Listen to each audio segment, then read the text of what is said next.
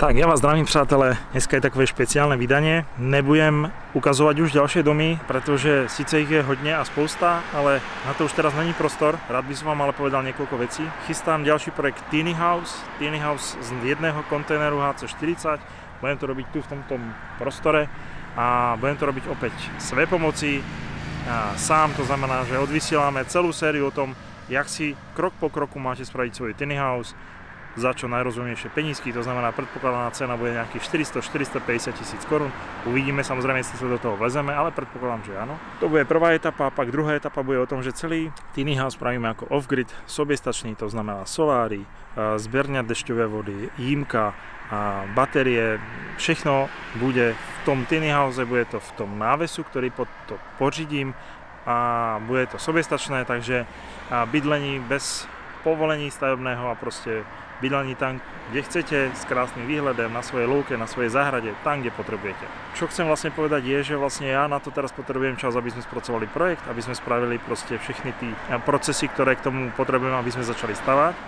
A medzi tým teda ja odvysielam krátku sériu o tom, jak som si zrenovoval tohto Mustanga. My sme ho kúpili síce pojazdného, ale bola to hrúza, takže sme ho celého kompletne zrenovovali. A to mám všechno natočené. Takže ja vám teraz v priebehu jedného mesiaca pustím krátku sériu o tom, čo sa s tým autom stalo, proč sa to tak stalo a vy sa máte na čo tešiť. Tak, ešte malá vsuvka.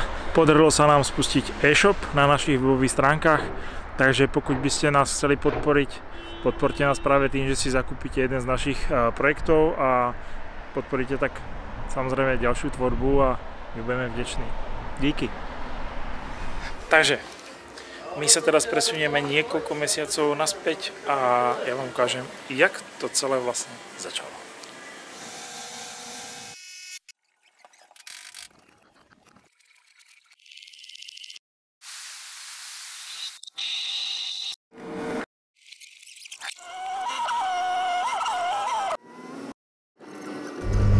Ahoj, toto je posledná jazda, tohtoročná, pretože auto ideme rozobrať a kompletne zrenovovať.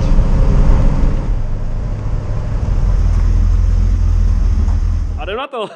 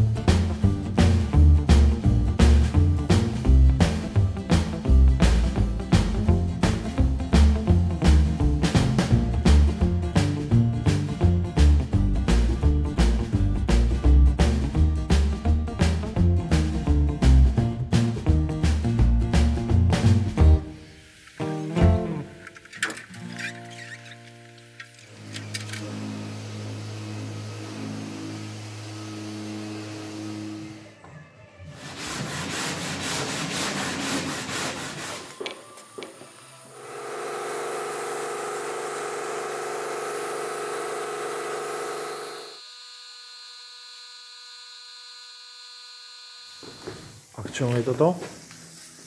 To já bych viděl potom na tím rovnání, vybrousím a nebrousím už.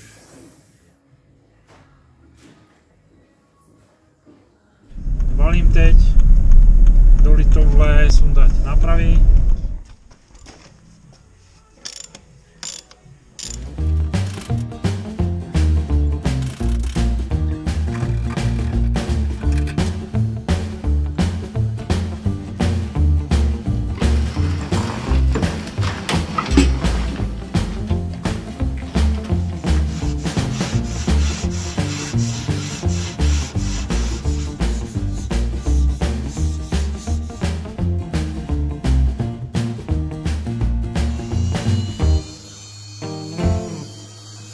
Tak, stříkačák už máme porovnaný. Teď bude následovat brusný plnič černý.